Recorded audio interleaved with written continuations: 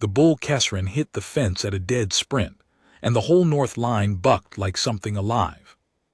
Combrecht didn't think. He dropped the mending wire, vaulted the feed trough, and caught the lead post with both hands before the crossbar could tear loose.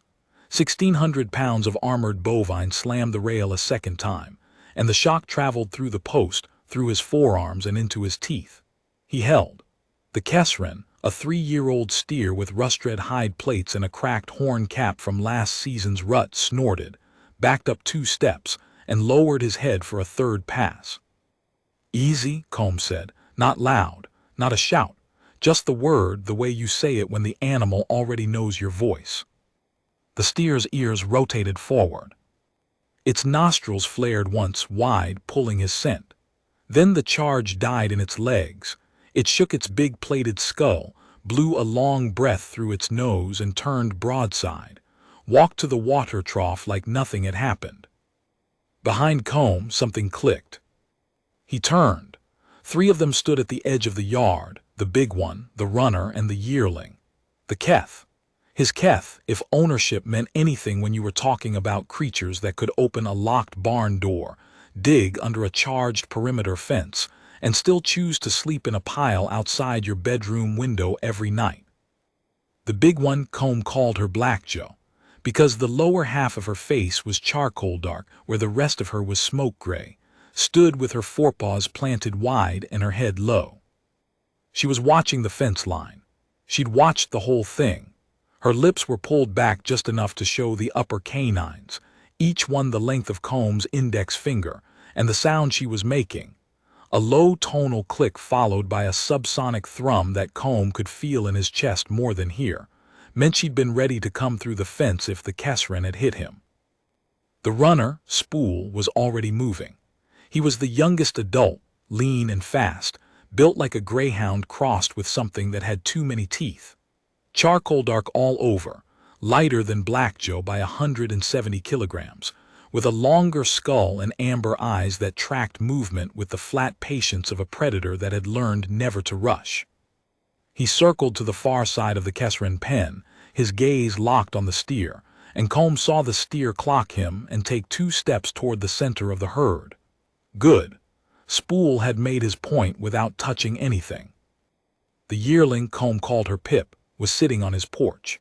She was the size of a Labrador, round-bellied, with a patchy coat of smoke and copper that she hadn't grown into yet. She had one of his work gloves in her mouth and was chewing the thumb with the serious concentration of a child working on a math problem. She wasn't Black Joe's biological cub.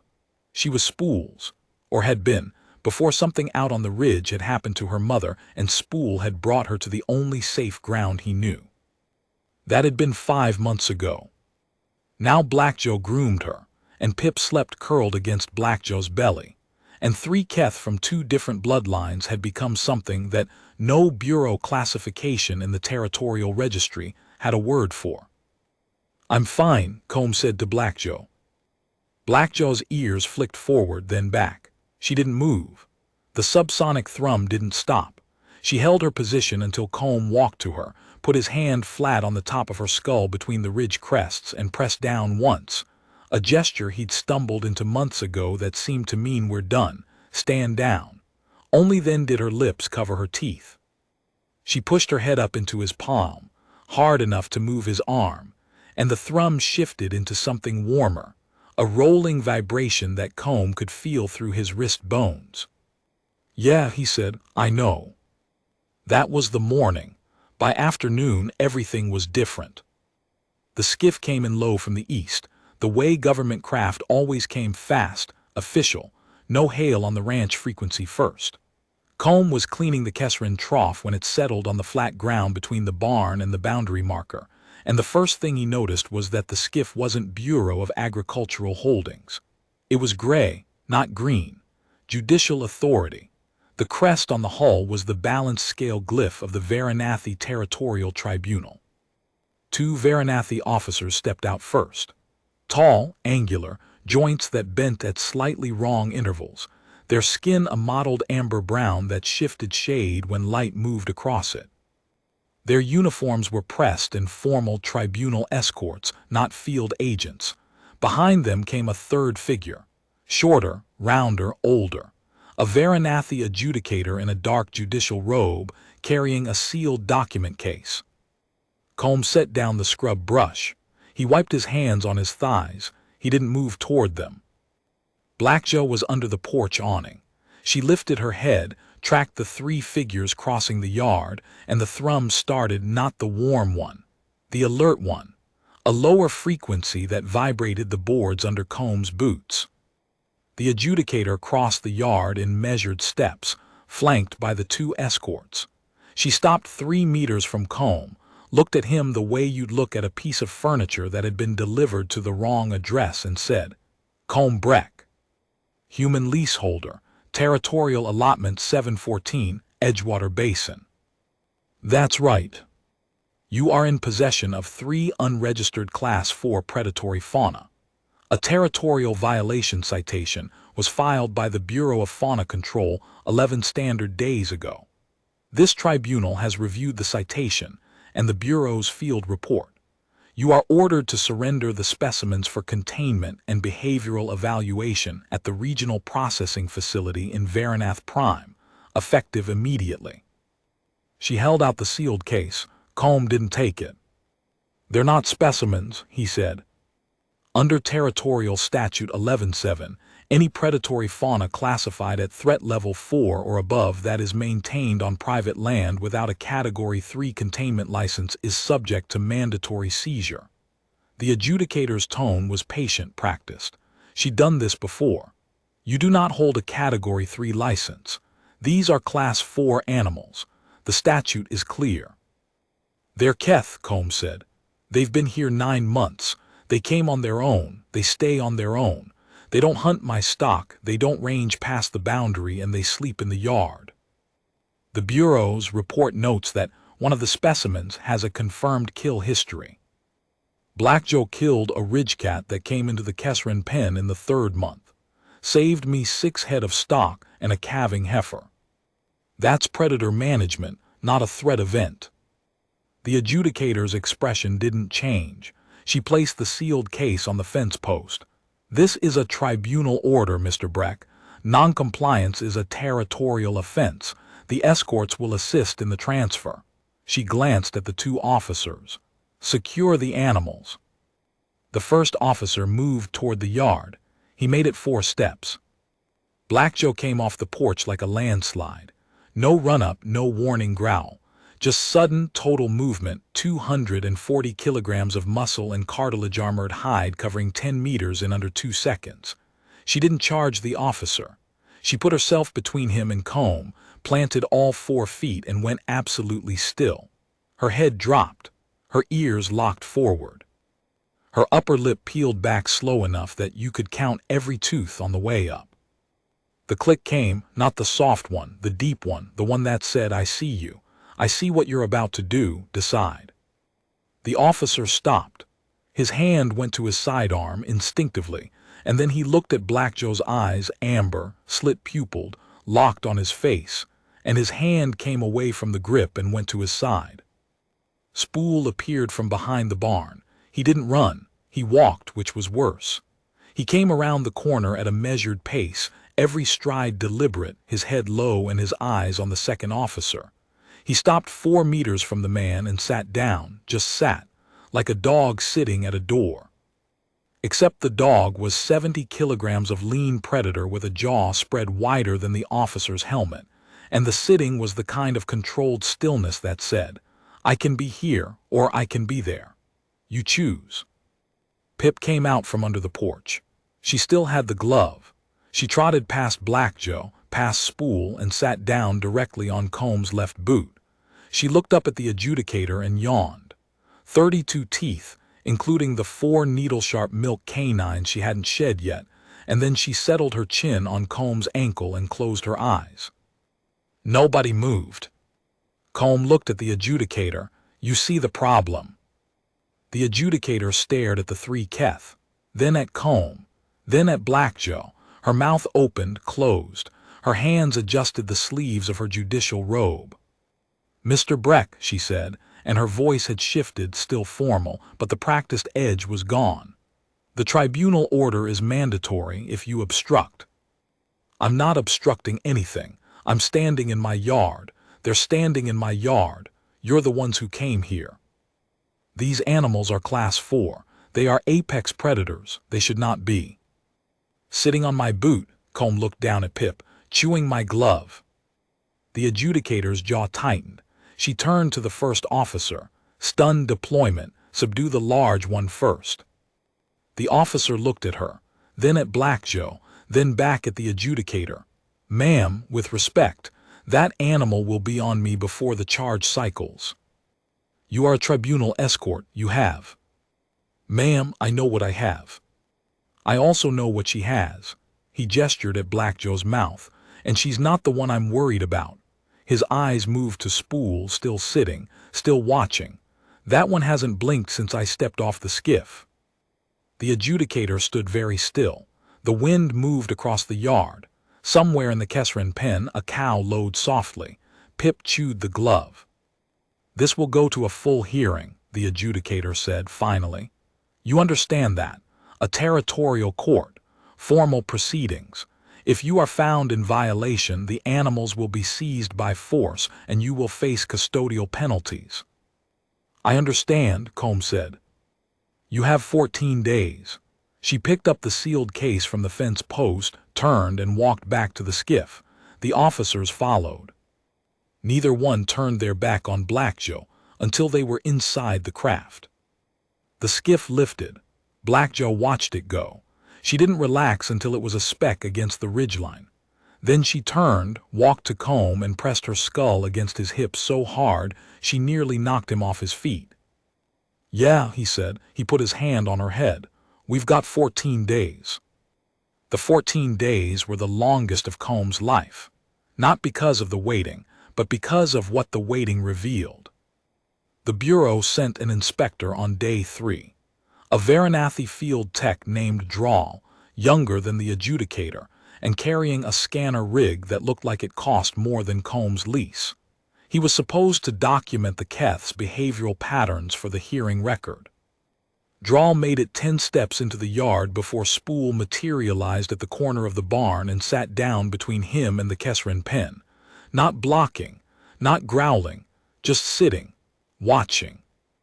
Drawl's scanner hand started shaking. He held it up, pointed it at Spool, and the scanner emitted a series of tones. Spool tilted his head at the sound, the exact head tilt a dog makes when it hears a whistle, and then looked at Combe as if to say, "Is this one yours?" "He's fine," Combe said to Spool. "Let him work." Spool's ears flicked. He stood, walked 2 meters to the left and sat down again, gave Drawl a clear path. Drawl stared at the Keth, then at Combe, then back at the Keth. "Did you just," Drawl started. "He knows the word fine," Combe said. "And the word work, and stay, down, easy, come, no, and dinner. He doesn't speak Varanathy standard, but he's picked up about 30 words of mine." Drawl was quiet for a long time, then he started scanning. He was there for 6 hours. During that time, Black Joe brought a dead grass runner to the porch and left it at Combe's door, her standard morning contribution. A small ground-nesting avian that she caught during patrol. Spool escorted the inspector along the entire boundary fence, walking 4 meters behind him at all times, never closing the distance but never letting it grow. Pip stole Drawl's scanner stylus, chewed it into an unrecognizable shape, and left it on the inspector's boot. When Drawl left, he stood by his skiff for a moment. He looked at Combe. "Your hearing is going to be interesting," he said. His voice was odd, not hostile, almost envious. Combe found the chewed scanner stylus on the porch that evening. He set it on the table inside and made a note to replace it. Pip was asleep under his chair, one ear pressed flat against the floor, her belly rising and falling in the slow rhythm that meant she was dreaming. Through the window, he could see Black Joe on her evening patrol, a dark shape moving along the south fence line, silent except for the metronomic click that said all clear, all clear, all clear. Spool was somewhere on the east ridge. Combe couldn't see him, but he could feel him. Or rather, He could feel the absence of the alert thrum that would have started if anything unfamiliar had entered the perimeter. 9 months. That was how long it had taken to learn the Keth's language, not their words, because they didn't have words but their frequencies. The alert click, sharp and double tap, that meant something was approaching. The recognition thrum, low and warm, that Black Joe made when she saw him come out of the house in the morning. The warning tone, deep enough to vibrate the water in a glass, that meant back away from the thing I'm protecting. And the quiet one, the one Combe had no name for, that Black Joe made when she pressed her skull against his hip and just breathed. He'd started answering back without thinking about it. A palm on the skull, a word, easy, good, yeah, I know. They weren't commands, they were conversation. On day 5, the Bureau sent a second inspector. This one was older, more careful, and brought a sedation rig mounted on a shoulder harness. Combe saw the rig from the porch and felt his chest tighten. The inspector's name was Vekin. He had the manner of a man who processed animals for a living and had stopped seeing them as anything other than inventory. He walked into the yard like he owned it, and Black Joe, who had been dozing on the south side of the barn, came awake in a single motion and was on her feet before Vekin's second boot hit the dirt. She didn't charge, she didn't growl, she stood, that was all. But the way she stood, forepaws wide, head low, every muscle in her shoulders locked, turned 240 kilograms of resting predator into 240 kilograms of something that was calculating distance and angle, and deciding whether the thing with the sedation rig on its shoulder was a problem. Vekin stopped. He looked at the rig on his shoulder, then at Black Joe, and then at Combe. I'm here to assess containment options for the transport, too. There won't be a transport, Combe said. The hearing's in 9 days. The Bureau has authorized preliminary. The Bureau authorized a documentation visit. Drawl was here 2 days ago. He documented. You're carrying a sedation rig into a yard with 3 Keth who haven't been sedated in 9 months of cohabitation. You know what that looks like to her. Vekin's eyes went back to Black Joe. Her lip had pulled up. Not all the way, just the start of it, just enough to show the points of the upper canines. Spool came around the barn. He didn't stop this time. He walked directly to a position between Vekin and the Kesrin pen, and he sat down facing the inspector, and his eyes, amber, flat, unblinking, locked on the sedation rig. That animal is targeting my equipment, Vekin said. His voice had changed. No, Combe said. He's targeting the threat. Take the rig off your shoulder and set it on the ground. Then he'll stop. Vekin looked at Combe. He looked at Spool. He looked at Black Joe. Then, slowly, he unslung the sedation rig and set it on the packed earth. Spool's ears shifted. His gaze moved from the rig to Vekin's face, held for 2 seconds, and then he turned, walked to the porch, and lay down next to Pip, who hadn't woken up. Vekin stared at the Keth on the porch. He knew, Vekin said, he knew what the rig was. He's watched me use a similar tool on sick Kesrin, Combe said. He knows what a sedation instrument looks like, and he knows what it does. So does Black Joe. Vekin stood in the yard for a long time. Then he picked up his rig, walked back to his skiff, and left. He didn't say goodbye.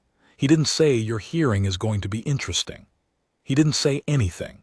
But when Combe checked the Bureau's filing the next day, Vekin's assessment noted, containment extraction not advisable without reinforced tactical support. Minimum 6-unit team recommended. Risk assessment high.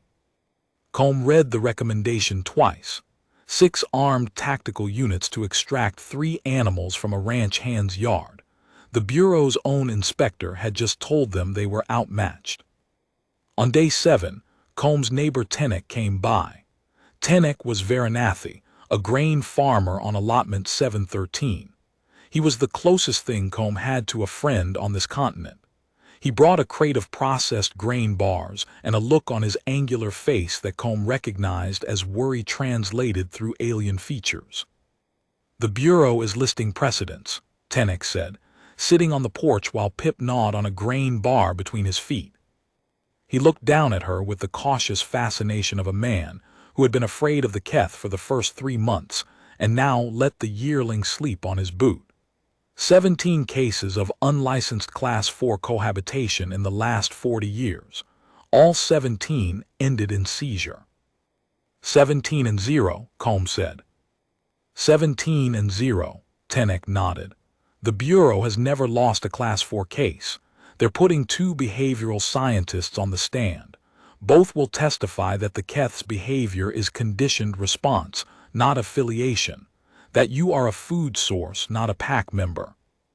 Combs looked at Black Joe, who was lying in the late sun with her forepaws crossed, watching the ridge with half-closed eyes. She'd eaten a ridgecat she'd killed herself that morning. She hadn't eaten anything Combs had provided in 3 months. She hunted, Spool hunted, and they fed themselves and Pip from the wild population along the upper basin. The food source argument was nonsense, but Combs didn't have a behavioral scientist to say so. I don't need a scientist, Combs said. Tenek looked at him. What do you need? I need them to see what I see. Combs paused. I'm going to bring them to the hearing. Tenek's face went through 3 expressions in rapid sequence. Alarm, disbelief, and then slowly something else. You are going to bring 3 Class 4 apex predators into the territorial courthouse in Varanath Prime. They'll behave. How do you know that? Because they came 100 kilometers in a cargo transport to follow me to the vet last month when Pip had the tooth infection. I didn't ask them to come. I loaded Pip, closed the hold, and started the engine. When I opened the hold at the clinic, Black Joe and Spool were in there too. They jumped in while I was in the cab. Tenek stared at him. Then he looked down at Pip, who had finished the grain bar and was now chewing on the crate. They followed you, Tenek said. They follow me everywhere. That's what I need the panel to see.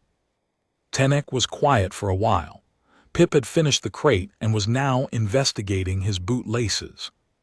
He watched her with the expression of a man who was still adjusting to the fact that a Class 4 apex predator's yearling cub was chewing on his footwear, and he was letting it happen. The Bureau's scientists will say it's conditioned, Tenek said, that you're the food source, that they'll revert the moment the conditioning breaks. Black Joe hasn't eaten anything I've provided in 3 months. She hunts, Spool hunts, they feed themselves and they feed Pip. The food source theory is nonsense. You know that, I know that. The panel doesn't know that. You need something they can't explain away with a chart and a theoretical model. Combs looked across the yard. Black Joe was on the south fence line, a dark shape against the amber grass. She paused, lifted her head, and made the all-clear click, 2 sharp tonal snaps that carried across the pasture. From the east ridge, faint but audible, Spool clicked back. Confirmation. Boundary secure. I'll show them something they can't chart, Combs said. On day 12, the Bureau filed a motion to have the Keth sedated and transported to the processing facility before the hearing. A pre-hearing seizure, they called it. Standard procedure for Class 4 cases to prevent the animals from causing harm during the legal process. Combs' response was simple. He filed a single-paragraph countermotion. The respondent will bring the animals to the hearing voluntarily. If the panel wishes to assess the Keth's behavior, they should assess it in person. Sedating the animals would eliminate the only evidence the respondent has. The panel, specifically Senior Adjudicator Sukath, denied the Bureau's motion. The counter-motion was noted. Combs suspected Sukath was curious. On day 14, Combs loaded the transport. The cargo hold was open. He didn't lead the Keth in. He didn't lure them. He stood at the hold door and said, "Come on, we're going." Black Joe jumped in first. She turned 3 times the nesting behavior she did before lying down anywhere and settled. Spool followed, pressing against Black Joe's flank. Pip scrambled up the ramp on stubby legs, tripped on the lip, picked herself up and burrowed between them. The flight to Varanath Prime took 3 hours. Combs flew with the partition open between the cab and the cargo hold so the Keth could see him. Black Joe slept for the first hour, woke for the second, and spent the third watching the landscape change through the hold's narrow viewport, grassland giving way to irrigated plains, then the industrial perimeter of the territorial capital, then the city itself, rising in curved Varanasi architecture that looked like something grown rather than built. She watched it all with the steady attention of a predator cataloging a new environment, and every few minutes she made the alert click, not alarmed, just noting. New territory, unknown ground. Spool didn't sleep. He sat facing the hold door for the entire flight, his ears tracking every sound the transport made, engine harmonics, wind shear, the hum of the nav system, and sorting each one into the mental catalog he'd been building since the first day he'd entered Combs' yard. Spool was the watcher. Black Joe was the fighter. That was how they'd divided the labor, without discussion, without negotiation. Combe had watched it develop over 9 months and had never once tried to direct it. They'd worked it out on their own. Pip slept the entire flight. She dreamed. Her paws twitched. She made a small warbling sound that was either a hunting dream or a complaint about the gloves she'd left at home.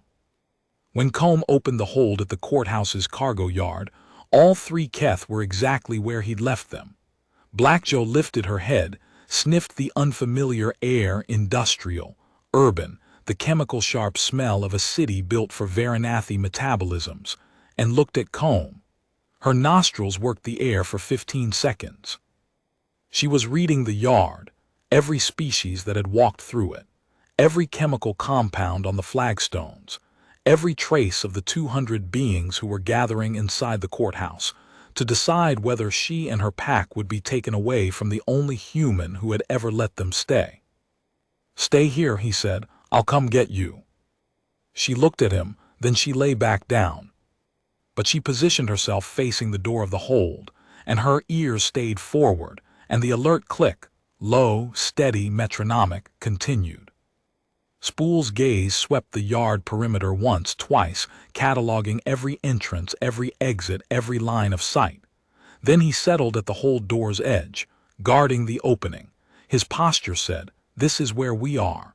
This is where we stay. Nobody comes through this door who doesn't belong to us." Pip was already asleep. The hearing was held in the Varanath Prime Territorial Courthouse, a curved, high-ceilinged chamber with bench seating rising in tiers on 3 sides, and the adjudication panel seated behind a long stone table at the front. The gallery was full. Word had gotten around. A human rancher refusing to surrender Class 4 predators was not an ordinary docket item, and the Bureau's 17-0 record made it news. Combs sat at the respondent's table in the same clothes he'd worn to the ranch that morning, work shirt, field trousers, boots that had manure on the left heel that he'd missed when he cleaned up. He tried to borrow a jacket from Tenek, but Tenek was Varanasi and his jackets had 4 sleeves. Combs had decided the work shirt would have to do. The panel was 3 adjudicators. The senior was a Varanasi elder named Suketh, thin as a fence rail, with a voice like gravel in a metal cup. He had the look of a man who had spent 4 decades hearing arguments and had stopped being impressed by most of them. The other 2 were younger, a Varanasi woman named Kathira and a Dreth adjudicator named Goran, a heavy-set reptilian species with brow ridges and small, very sharp eyes. Goran had a datapad and used it constantly. Kathira had nothing and watched faces. The Bureau of Fauna Control had sent their case officer, a Varanasi named Oven, who sat at the petitioner's table with a datapad, 2 supporting datapads, and the expression of a man who believed he had already won. Behind him sat 2 Bureau behavioral scientists, both Varanasi, both in formal field coats. Oven went first. He was thorough. The subjects are 3 Keth species designation, Varath Prime Canis apex, 2 adults, 1 juvenile. Class 4 threat rating, confirmed by population density behavioral analysis and archived kill records for the species. The adult female, designated Subject A, has a documented kill history including a confirmed predation event on a ridgecat, a Class 3 fauna, within the leaseholder's property boundary. The adult male, subject B, has been observed exhibiting territorial patrol behavior along the allotment perimeter, behavior consistent with territorial marking, not cohabitation. The juvenile, subject C, has exhibited bonding behaviors inconsistent with wild state baselines. Specifically, cohabitation with the leaseholder and habitual close contact rest behaviors in human-adjacent spaces. He paused, let the gallery absorb it. Under Territorial Statute 11.7, the maintenance of Class 4 predatory fauna on private land requires a Category 3 containment license, which includes a sealed perimeter, biometric monitoring, a veterinary bond, and a licensed handler on site at all times. Mr. Breck holds none of these. He is a leaseholder with a standard agricultural permit. He is not a licensed handler. His perimeter is a stock fence rated for Class 1 bovine fauna. He has no containment infrastructure. He has no monitoring equipment. He has no veterinary bond. Oven looked up from his datapad. The Bureau recommends immediate seizure of all 3 subjects for containment and behavioral evaluation at the Regional Processing Facility. The juvenile in particular should be separated and assessed for rehabilitation into a managed population program. The adult female's kill history may require permanent containment classification. He called his first behavioral scientist, a narrow-faced Varanasi named Pellock, who testified for 30 minutes about conditioned proximity tolerance, food source dependence, and the documented patterns of large predator habituation in the presence of consistent caloric provisioning. He used the phrase stimulus response chain 11 times.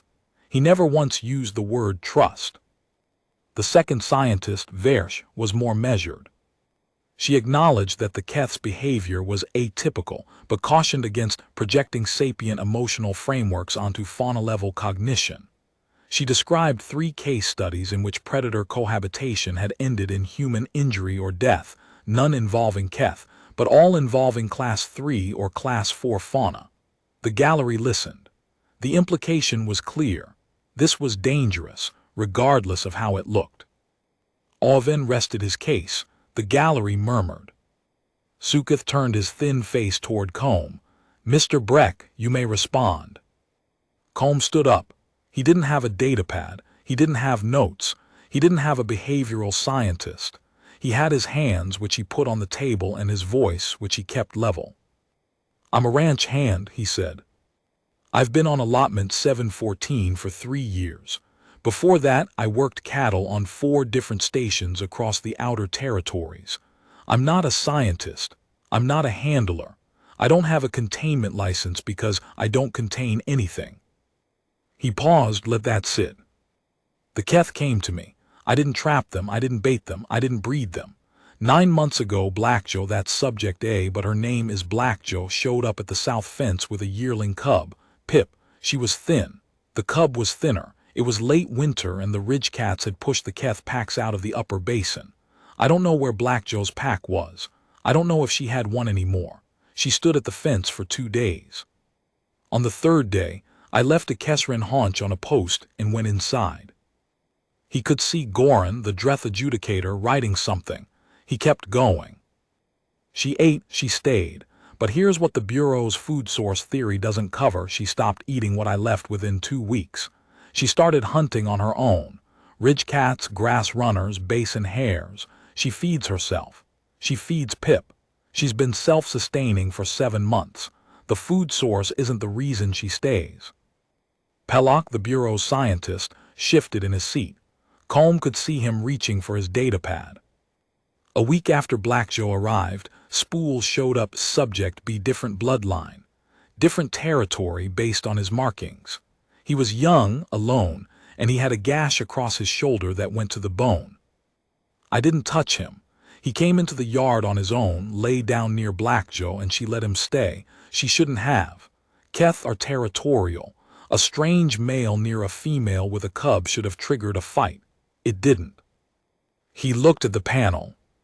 Spool let me clean the wound a month later, after he'd watched me handle the Kesrin and the calving stock and Blackjaw's cub every day for 30 days straight. He watched me, not the food, me, and when he decided I was safe, he came to me. He laid down at my feet and let me put my hands on a wound that had been open for 5 weeks. Alvin raised a hand. Adjudicator, the respondent is anthropomorphizing. Behavioral language like decide and safe is not applicable to Class 4 fauna under the Bureau's classification framework. Suketh looked at him. The respondent is speaking. You will have a rebuttal. Combe continued. 4 months ago, Spool brought a cub, Pip. She wasn't Blackjaw's, she was Spool's. Something had happened to her mother out on the ridge, I don't know what. Spool brought her to the only place he knew was safe, my yard. Blackjaw accepted the cub, started grooming her, let her nurse alongside her own body heat. 2 Keth from different bloodlines, and they formed a pack around a human ranch hand's allotment. The Bureau's framework doesn't have a word for that. Alvin's hand was still raised. Suketh ignored it. The Bureau's report says Pip shows bonding behaviors inconsistent with wild state baselines. I'd like to know what baseline they're using. Pip has never been wild state. She came to me at 8 weeks old, carried in Spool's mouth across 6 kilometers of open ridge. She was born in the wild and brought to my yard. She took her first solid food from my hand because Blackjaw held her in place and looked at me and made the sound that means it's all right. And I put a piece of cooked Kesrin on my palm and held it out, and Pip ate it. The gallery went quiet. The Bureau's scientists talked about stimulus response chains. I want to tell you about the morning Blackjaw had her own cub, not Pip, her second, 3 months ago. A stillbirth. The cub didn't survive. I was in the barn when it happened because Blackjaw had come to the barn door that morning and made the low thrum and waited until I followed her in. She wanted me there. A Class 4 apex predator with a confirmed kill history decided a human ranch hand was safe enough to be in the room when she was most vulnerable. He paused. The courtyard was listening. The cub didn't breathe. Blackjaw knew it before I did. She nosed it once, twice, and then she lay down and put her head on my boot, just lay there. I sat with her for 4 hours. Spool came in, lay down on her other side. Pip crawled between us and pressed herself against Blackjaw's chest. We all just sat there. He looked at Suketh. I don't know what the Bureau calls that. I know what it felt like. It felt like grief. It felt like family. Someone in the gallery made a sound, not quite a gasp, not quite something else. If that's anthropomorphizing, Combe said, then I don't know what word you'd use instead, but I know what it looked like. It looked like trust. Suketh leaned back. Goran was still writing. Kathira had stopped writing and was watching Combe with an expression Combe couldn't read. Alvin stood for his rebuttal. He was crisp, efficient, but the edges had dulled. The Bureau does not dispute that the Keth exhibit proximity tolerance toward the human. Proximity tolerance is a documented behavioral phenomenon in large predators exposed to a consistent social presence. The Bureau's concern is public safety. Class 4 fauna on unlicensed land is a public safety issue. The leaseholder's emotional attachment to the subjects, while understandable, does not constitute a legal defense. The Bureau has 17 precedents. The statute is clear. He sat down. Suketh looked at Combe. Do you have anything further? Combe was quiet for a moment. Then he said, Can I show you something? Suketh's brow ridges rose. This is a formal hearing, Mr. Breck. What do you intend to show? I brought them. The gallery stirred. Alvin looked up from his datapad. Pelak and Versh exchanged a glance. One of the escorts near the door put his hand on his sidearm. You brought the Class 4 fauna to a territorial courthouse, Suketh said. It was not a question. They're in the yard, outside. They came on the transport with me, sat in the cargo hold for 3 hours. I told them to stay and they stayed. Combe paused. If you want to see what I'm talking about, what proximity tolerance looks like versus what this actually is, you should see it. 17 precedents. None of them showed you the animals. I'm offering to show you mine." Suketh looked at the other two adjudicators. Goran had stopped writing and was staring at Combe with his small, sharp eyes. Kethira was already nodding. "Granted," Suketh said. "Clear a path to the east yard. Escorts stand at perimeter positions.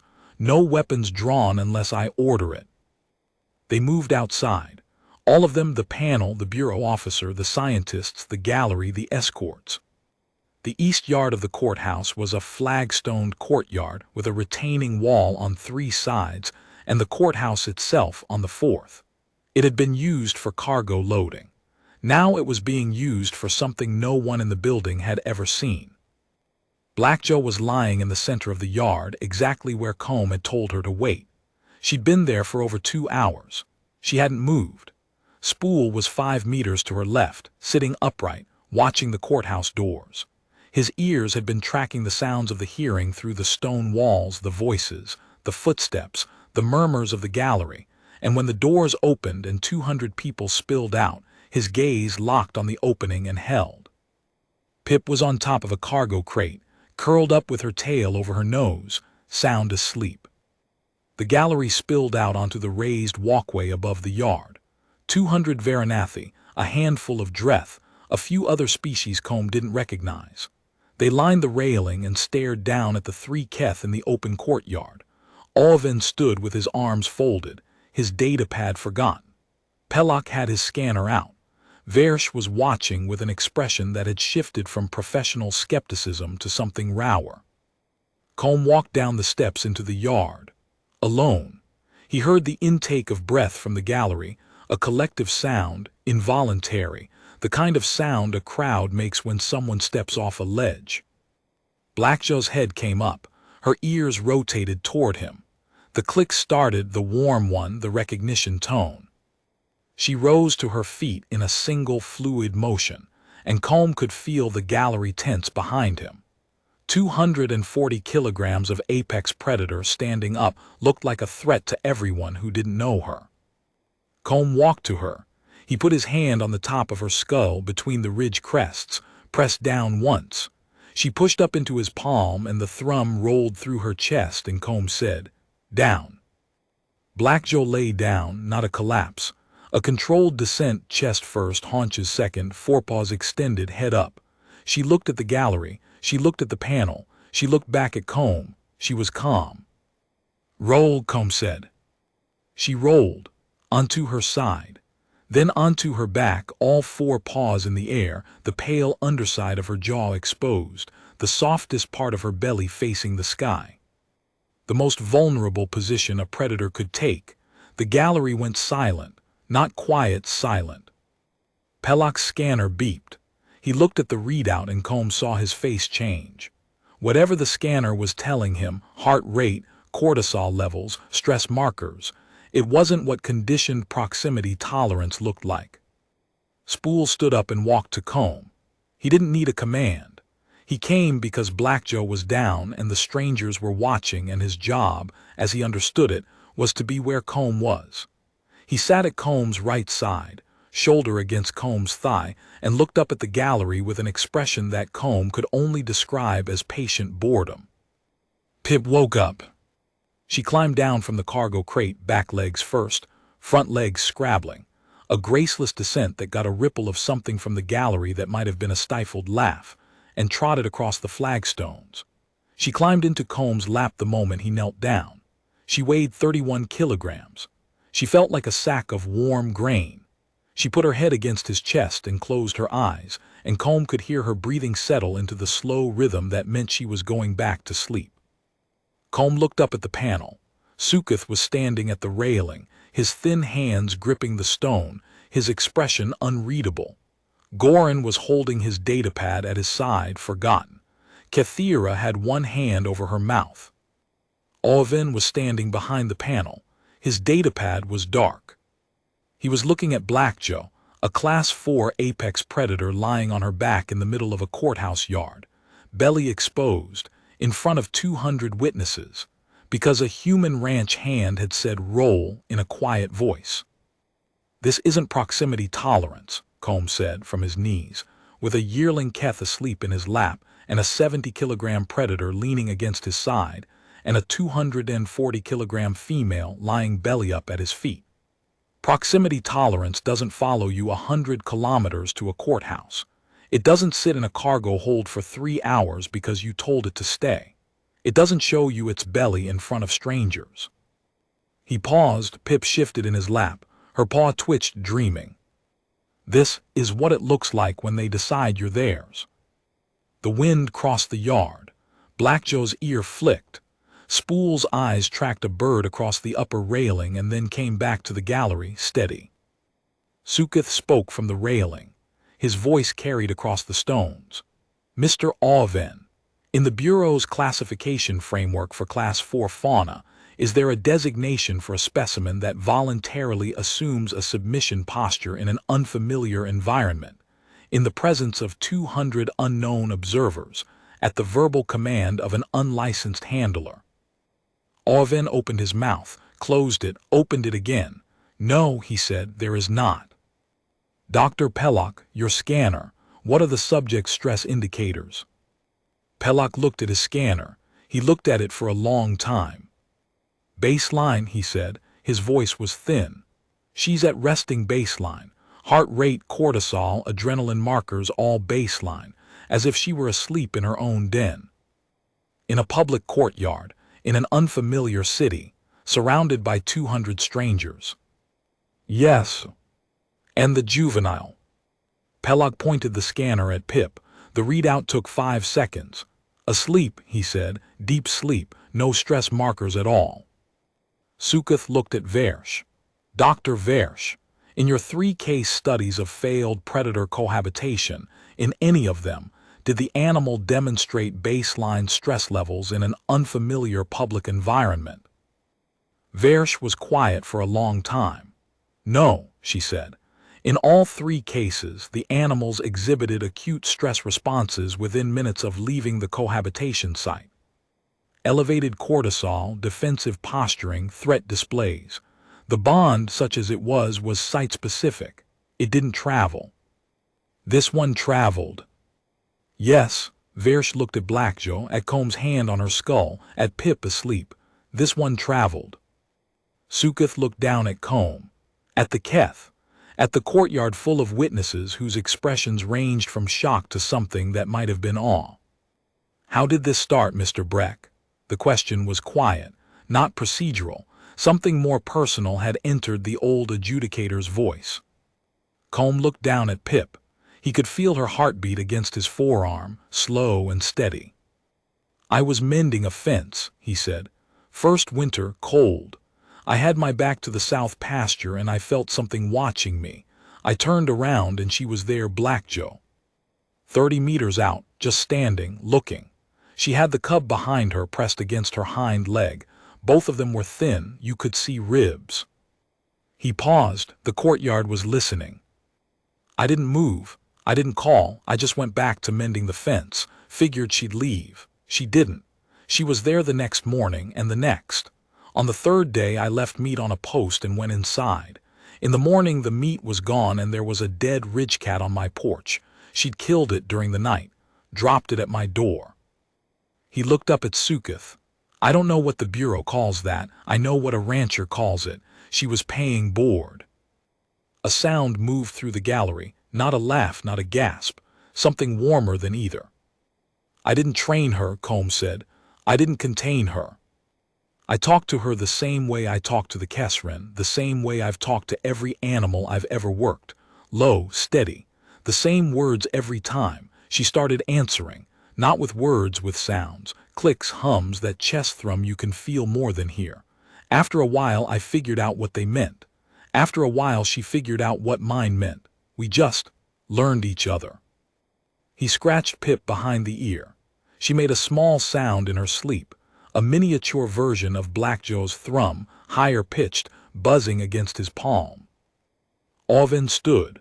Adjudicator, this is testimony, not evidence. The Bureau's position remains that Class 4 fauna on unlicensed. Mr. Auven, Suketh's voice was very quiet. Look at the yard. Auven looked.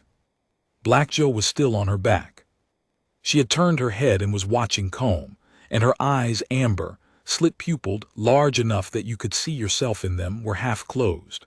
The tonal hum from her chest was audible now, a deep rolling sound like a generator winding down, and her forepaws hung loose and relaxed, claws retracted, pads exposed. Spool hadn't moved. He sat at Comb's side with the casual proprietary posture of a dog that has been sitting next to the same person for years and sees no reason to be anywhere else. His ears tracked sounds from the gallery, a cough, a shuffle, the click of a datapad, and dismissed each one as irrelevant. Pip was snoring. 31 kilograms of yearling predator, mouth slightly open, one fang visible, dreaming on a human's lap in the middle of a public courthouse in front of 200 alien witnesses. "I see the yard adjudicator," Alvin said. His voice was thinner. "Do you see a containment problem?" Silence. "Do you see a public safety threat?" Silence. "Because what I see," Suketh said, "is 3 Class 4 predators in an unsecured courtyard, surrounded by 200 potential targets with no fence, no sedation, no restraint, and all 3 of them are at rest. One is exposing her belly. One is sitting at the human side like a family animal. One is asleep in his lap." He paused. "I have been an adjudicator for 41 years. I have reviewed hundreds of fauna cases. I have never seen anything like this. 17 precedents, Mr. Alvin, and not one of them showed us the animals." He turned to the panel. Goran shook his heavy head once, slow, deliberate, not disagreement, something like recognition. Kathira was still covering her mouth with one hand, and above her fingers her eyes were bright. "This hearing is recessed for deliberation," Suketh said. "Mr. Breck, remain with your animals in the yard. Mr. Alvin, return to the chamber." They went inside. Combe stayed in the yard on his knees with Pip in his lap and Spool at his side and Blackjaw belly up at his feet. The gallery stayed too. Nobody left. Nobody spoke above a murmur. Combe could feel the sun moving across the flagstones, warming the stone under his knees. Blackjaw's thrum was a low constant now, like the idle of a distant engine, and Spool had closed his eyes. The recess lasted 42 minutes. It felt longer. During that time, 3 things happened in the yard. First, a courthouse maintenance worker opened a service door on the east wall to take out waste containers. He froze when he saw the Keth. Spool opened one eye, looked at the man, closed the eye again. The maintenance worker backed through the door and closed it very quietly. Second, Pip woke up, climbed out of Comb's lap, walked to the retaining wall, and urinated against the base of it with the casual indifference of an animal that considered every surface within range of its human to be its territory. She came back, climbed into Comb's lap again, and went back to sleep. 2 of the gallery spectators looked at each other. One of them put a hand over his mouth. It might have been shock. It might have been a suppressed laugh. Third, Blackjaw, still on her back, reached out one forepaw and placed it on Comb's knee. Not a grab, not a grip, just contact. Her paw was the size of a dinner plate, the pads rough and warm, the claws retracted to smooth curves. She rested it there, and the thrum in her chest shifted to the quiet frequency, the one Combe had never named, the one she made when she pressed her skull against his hip and just breathed. She left her paw on his knee for the rest of the recess, and Combe put his hand over it the way you'd hold someone's hand in a waiting room, and neither of them moved. When the panel returned to the railing, Suketh carried a single sealed document. He looked down at Combe, still kneeling, still holding the sleeping yearling, and his expression had changed. The procedural mask was gone. What was underneath it looked tired and certain, and for the first time warm. "The panel has reached a determination," Suketh said. "The Bureau of Fauna controls citation against Combe Breck, human leaseholder, allotment 714, Edgewater Basin, is dismissed." The gallery exhaled, not a cheer, a release. "The panel finds the following: that the 3 Keth designated as subjects A, B, and C are not contained fauna within the meaning of Territorial Statute 11.7. They are not restrained, not sedated, not caged, not fenced, and not held against their behavioral inclinations. They are present on the allotment by their own sustained volition. They remain with the human leaseholder by their own sustained volition. They traveled to this courthouse by their own sustained volition. He paused. The panel further finds that the behavioral profile demonstrated here, voluntary submission, baseline stress indicators in an unfamiliar environment, sleep state in an uncontained public setting, formation proximity without command, exceeds any documented precedent for conditioned proximity tolerance in Class 4 fauna. This is not tolerance. This is affiliation. This is pack integration. And the human is the axis. Alvin stood at the far end of the railing. His datapad was at his side. He was looking at Combs' hand on Black Joe's skull, and his expression had gone through frustration and disbelief and settled somewhere near a place that, on another face, might have been respect. Suketh continued. The panel orders the following: that the 3 Keth are to be reclassified as voluntary affiliate fauna under the leaseholder exception, a new designation which the panel will file with the Territorial Registry by end of session.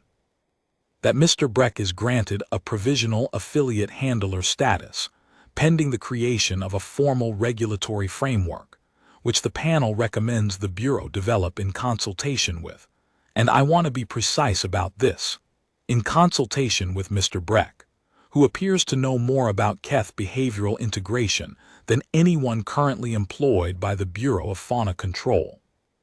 The gallery stirred, not laughter, not quite, something warmer, something that recognized a bureaucracy being told, very politely, that it had missed the entire point. The Keth are not to be seized, separated, or relocated. The juvenile is not to be removed from the adult female or from the leaseholder.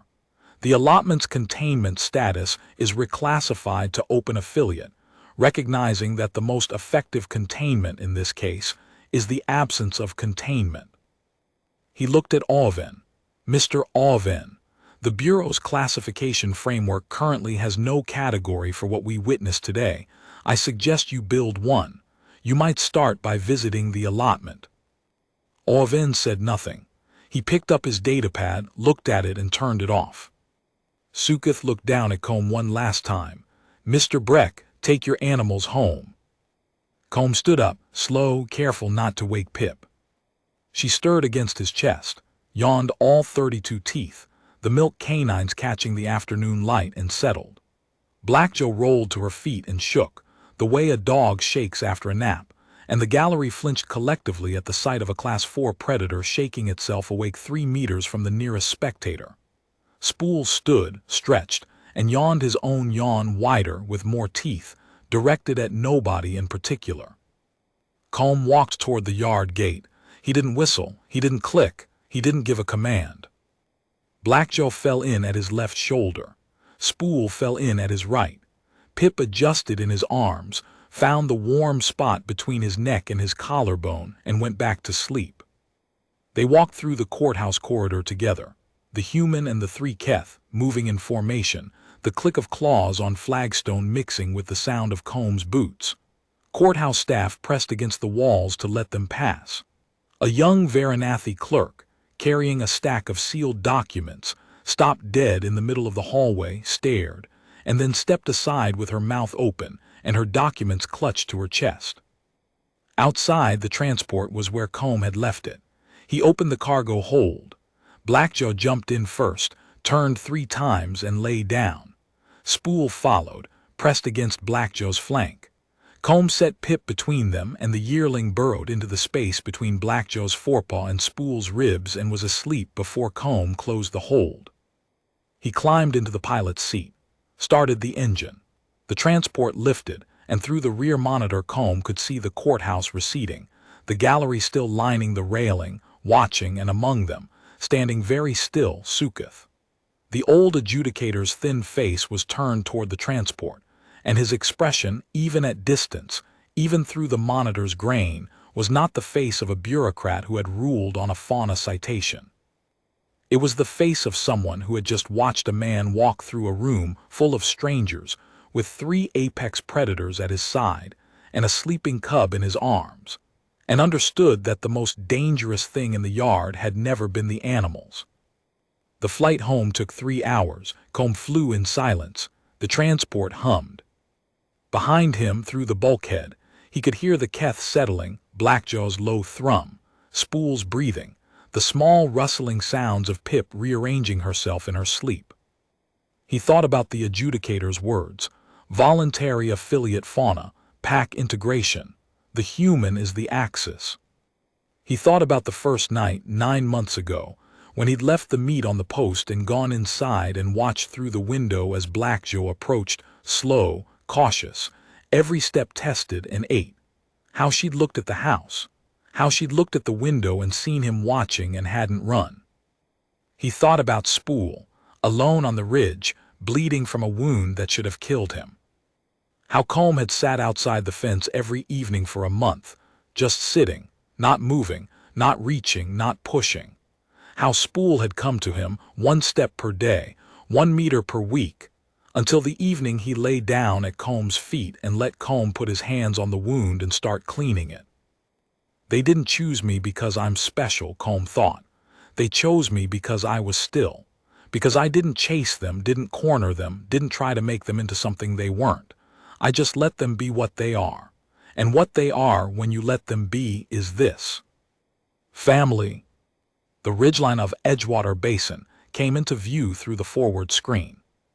The allotment spread out below, the barn, the Kesrin pens, the south pasture where the calving heifers grazed, the boundary fence that Blackjaw patrolled every morning and evening as though it were her duty. Combe set the transport down in the yard. He opened the cargo hold. Blackjaw came out first. She stretched, all 240 kilograms extending and contracting like a wave, and then she walked to the south fence line, sniffed the air, and began her patrol. Spool followed, peeling off toward the east ridge at a lope, checking the boundary. Pip stumbled out of the hold on sleep-heavy legs, sat in the dust of the yard, and yawned at the sky. Combe stood in his yard, their yard. "All right," he said. He picked up the mending wire he dropped that morning. Checked the north fence where the Kesrin bull had hit it. The crossbar was bent. He'd need to straighten it. He started working. Pip trotted over, sat on his boot, and began chewing the other glove. From the south fence, the sound of Blackjaw's patrol click drifted across the pasture, steady, rhythmic, the sound of something that had found its territory and its people, and intended to keep both. Combe mended the fence. The sun moved. The Keth moved with it, Blackjaw on the south line, Spool on the east ridge, Pip on his boot. "Home, all of them home,"